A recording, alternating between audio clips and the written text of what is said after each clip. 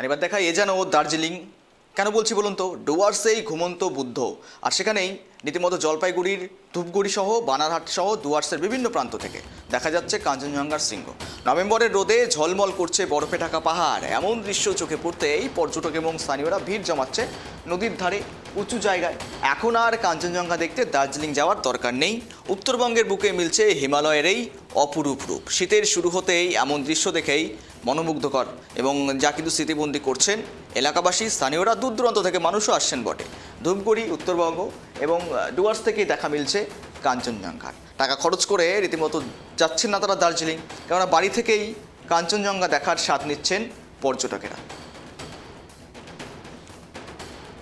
দেখুন, প্রথমত ভাবতেই পারিনি আমরা ধূপগুড়ির থেকে এত সুন্দর কাঞ্চনজঙ্ঘা দেখতে পারবো।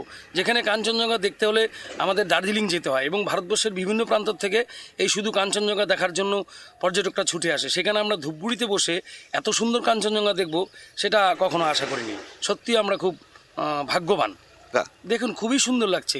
মানে বৃষ্টি যাওয়ার পরে এই সূর্যোদয় এবং শীতের শুরুতে এইভাবে কাঞ্চনজঙ্ঘা দেখব কখনো আশা করিনি। খুব ভালো লাগছে। পুরো বরফ দিয়ে ঢাকা, এবং কাঞ্চনজঙ্ঘার যে অরিজিনাল যে রূপ, প্রাকৃতিক যে রূপ, সেটাই ফুটে উঠছে আজকে। সব সময় কি দেখা যায়? সব সময় দেখা যায় না।